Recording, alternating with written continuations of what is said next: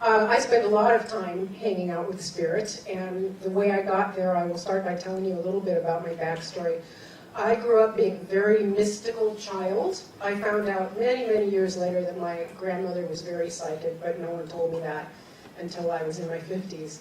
And was always into this stuff. When I was 12 years old, I started reading the books on my father's bookshelves of comparative religion. I started reading about Buddhism and Hinduism and all this mystical stuff. My family was Jewish, but they had no theology, no spirituality of any kind. My only teaching about being Jewish was that Hanukkah has 8 nights, and so the kids get 8 presents, 1 on each night, and the Christian kids only get 1. And God will punish you if you don't clean your room. And that was the only religion I was ever given as a child. So then, when I was 16, I had a class in high school called The Bible as Literature, which is a really bizarre thing to teach in 1965 in high school or public school. But what this guy taught was how to look at the first 5 books of the Bible as literature and literally read between the lines and analyze the language. Why did the writer say this? What was he trying to prove or establish politically? I learned many, many years later in theology school that there's actually a study that does this called exegesis, where you actually take apart the language of our teachings to see what they really meant, because the writers had political agendas and they had cultural references and other things that informed what they were saying. So I got so hooked on that idea that when I was 16, I read the Bible. Why not? Didn't have much else to do, so I read the whole Bible. When I was 19, I read the Tibetan Book of the Dead, which resonated for me more than anything else. The idea of reincarnation, the idea of coming face to face with your projections and your fears and the stuff you've accumulated through incarnations, coming face to face with that in the interlife, choosing where and how and why you're born again. This totally clicked with me when I was 19. And then, fast forward 3 years, long story, but at one point, because I got so annoyed with traditional religion, I became involved with a group called the American Humanist Association, which was essentially a group of atheists worldwide, and was on their board for 10 years. And they didn't believe in anything spiritual or mystical or non-physical at all. It was just straight ahead science. When you die, your body decomposes. End of story. Why was I there? I had my fingers crossed behind my back the whole time. I didn't agree with anything they said. But I liked them because, number one, they were able to ordain people as ministers so you could do weddings under the auspices of the Society of Friends. It's a long story, so I liked that idea of being ordained. And number two, they had a really good political stand. They were really big on separation of church and state. So if there was an anti-abortion display in the public library, they would protest against it. Or if there were people handing out Jehovah's Witness flyers at the airport, municipal property, they would protest. So that's why I was there. Fast forward again, many years, and at age 47, thereabouts, my 10-year-old son was diagnosed with a rare metabolic disorder and given 5 to 10 years to live. Now, what does this have to do with anything else? It does. You'll see. And so when that happened, people said to me, does this change any of your weird beliefs? Do you still believe in reincarnation? Are you finding God? Do you believe in heaven and hell? Do you think God's punishing you? They asked me all these questions, and I said, nope. This just makes me more firm in what I know to be true. That souls create their path, and that this little soul of this little boy and I planned this together before we were both born. We sat around a cosmic conference table with a bunch of other souls and planned what we wanted to do in the next incarnation. And for some reason, I planned to be a spiritual teacher of some sort. And he, this little soul sitting next to me, said, I tell you what, I'll come in, I'll be your son, I'll get this weird disease and I'll die, and then I'll come and talk to you afterwards and I'll guide you from the other side so that you can do what you came here to do. And we slapped 5. We said, that's a great plan.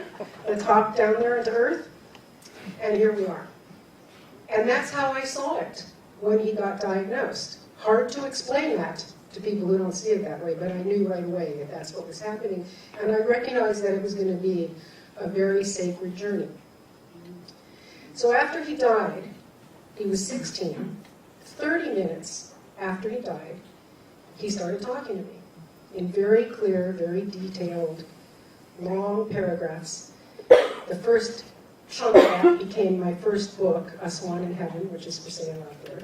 30 minutes after he died, I was laying there holding his body, and I said, "Where are you?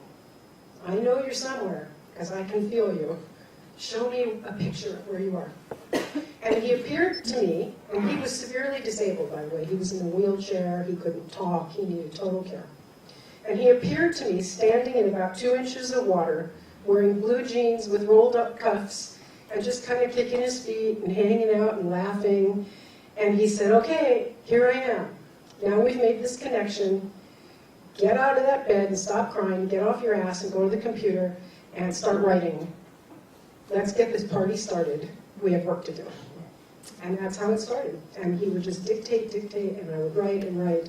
And at the same time, I went into deep, deep meditations. I started reading every book I could and began a path of deep, deep spiritual study, which I'll talk about more later. Okay. Back to the American Humanist Association and the atheists. So my book, A Swan in Heaven, comes out. Now remember, I'm still on the board of the AHA. And I write this book about talking to this dead kid and all his friends on the other side. So, of course, the president of the AHA calls me up and says, "I hear you wrote a book about talking to your dead son." "Yes, I did." He said, "Do you really believe we can talk to dead people?" "Well, yeah, Tom, I do believe that. That's why I wrote the book." And he said, "Well, we can't have you on the board anymore. And you can't be a humanist minister." So, long story short, I was excommunicated and defrocked as a humanist, which was great. So, from there, I'm giving you my whole big long story, but it's not just going to be about me, I promise. So, from there, I started this path of study. And the first thing I did was become a hospice volunteer. The experience of being with my son as he died, experiencing him separating from his body, and everything that I felt with him as I journeyed with him was the most pristine, spiritually high thing I ever experienced, and I never wanted to leave that space, ever. And the only way I knew I could be close to that space was to work in hospice. So I was a hospice volunteer for the next 6 years, and during those 6 years, I wanted to get deeper and deeper into that, and as I started talking to hospice patients and families and people that would come and tell me their stories, I realized that the reason I had been so fascinated by religion when I was young had a purpose. Because I found that people's religious beliefs were really getting in the way of them expanding spiritually and were getting in the way of their healing from grief and loss. So I decided to go to school and get a degree in religious studies at 56. So I did that. And then while I was doing that, I realized that I was getting older and I was going to have to find a job somehow doing this. So I went and started training as a clinical chaplain, where a chaplain works in hospitals, sometimes they can work in prisons. Long story short, I became a chaplain.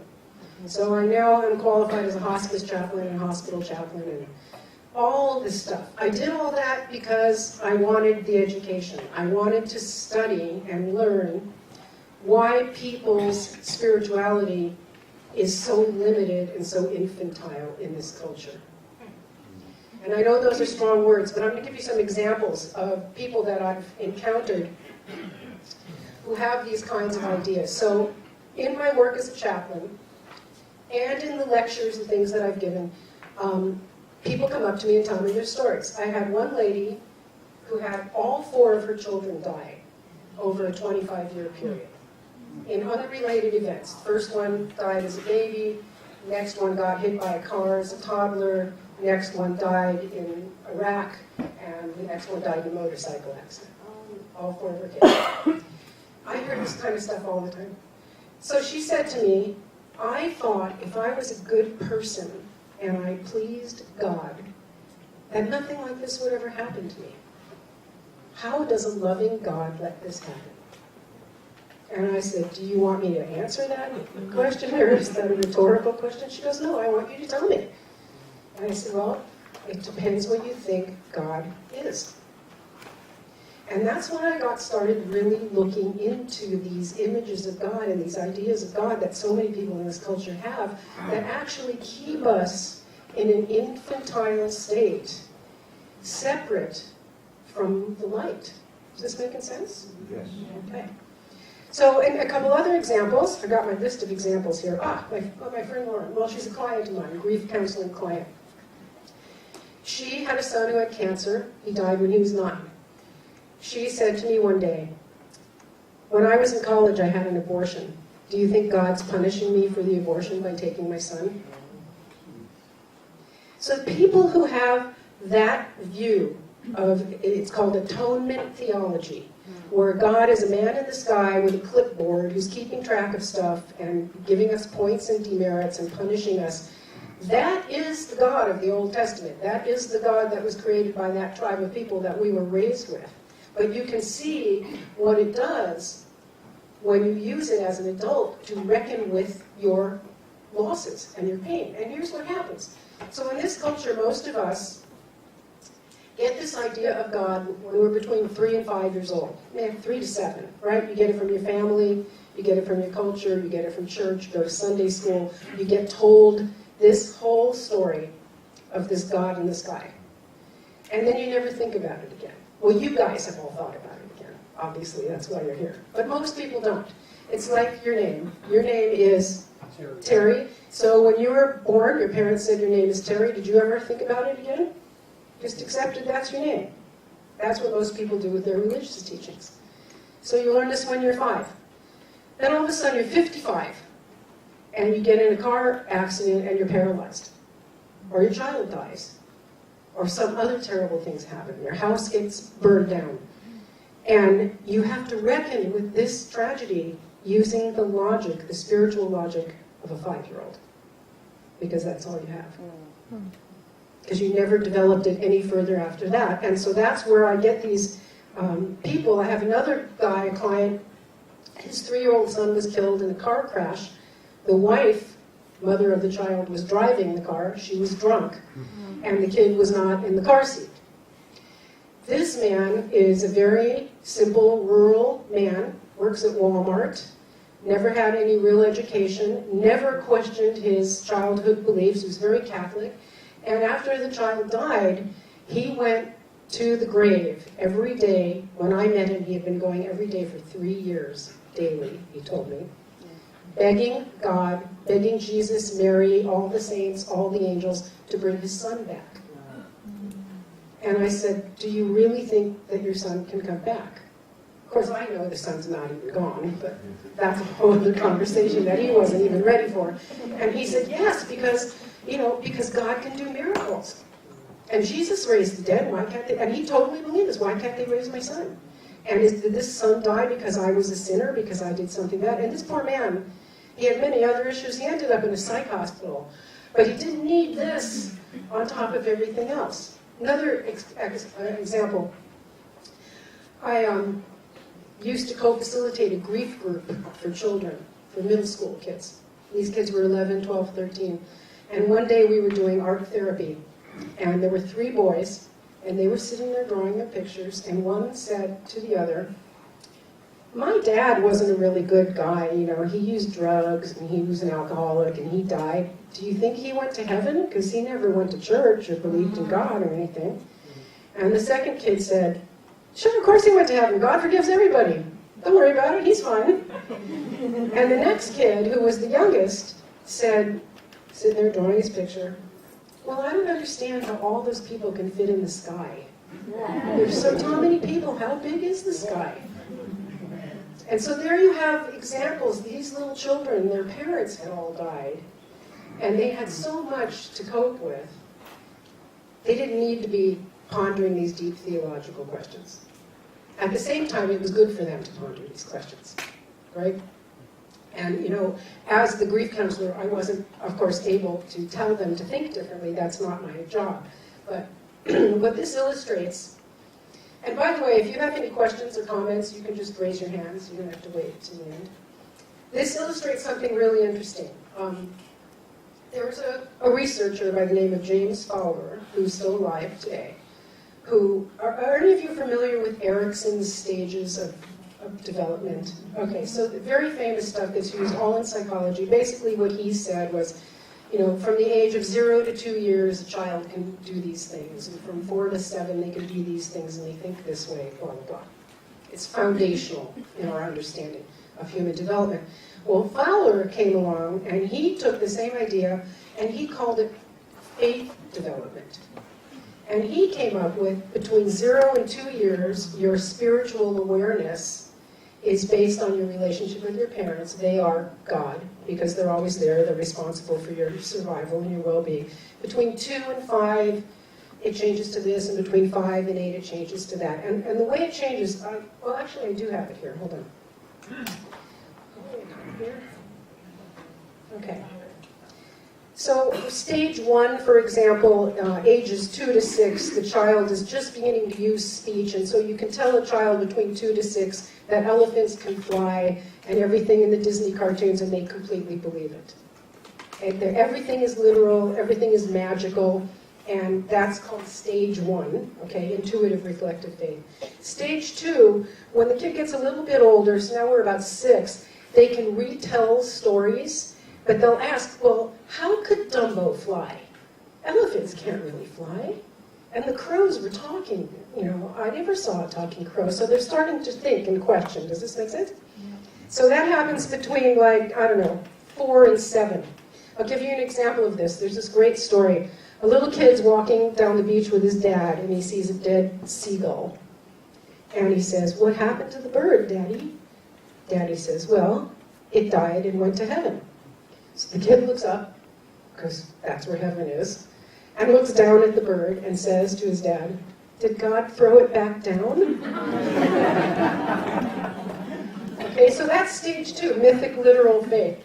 Stage 3, which is where most people are, is called synthetic conventional faith. This is about age 12 or 13. This is where the boys in the grief group were. So they're 12 or 13 years old, and they're smart enough to ask these questions and try to unpack it and take it apart a little bit, but they're still really steeped in the reality that they were given as children. And so you find adults, like the adults in the examples that I gave you, are still at this stage 3, 12-year-old child faith. And it isn't until something happens to shake that. How many of you were in that stage of faith before you had a spiritually transformative experience? Raise your hands high. Not that many. How many of you are still in that stage of faith? Nobody? Well, you must be way beyond stage 7 or 8, I guess. And there are stages that go up there. But I think that was a really important piece of research. And so now that we know this, we can identify where people are and are able to help them. Because we can see, okay, stage 3, mythic literal faith. And they're thinking, that God's a man in the sky. Where did the idea of God in the sky come from in the first place? All people in the natural world at one time thought God was in the sky. Whatever this thing called God is. The source of existence. The source of the universe. Whatever you want to call it. And it's because we lived outdoors. We lived on the land. And we lived on the sun and the rain. That was life. And of course, as you know, the sun was worshipped since the beginning of human existence. Because that's what gives us warmth and light. Fire is worshipped, but mostly it comes from the sky. Rain and sun, 2 things that we have to have. So as humanity started to develop its mythology, we always put God in the sky. So you can look at 1,000 different cultures, and they all have some form of gods in the sky. Thunder gods, moon gods, cloud gods. And as we became more evolved, we had to figure out a way to get the gods in the sky to interact with us on Earth, so we start making up Earth gods, like fertility gods and seed gods and plant gods, and trying to bring these realms together. And in order to bring these realms together, There's the realm of the sky and the realm of the earth. You have to create a conduit between the two realms. So human beings started coming up with mythology that explained how these two realms communicate with each other. For example, the Tower of Babel is the most famous one. Santa Claus is another one, by the way. Because Santa Claus is a sky god. Santa Claus comes from the sky through a chimney, a conduit, to the earth and brings us gifts. And if we're bad, we don't get any gifts. So Santa Claus is kind of based on the God of the Old Testament, and he knows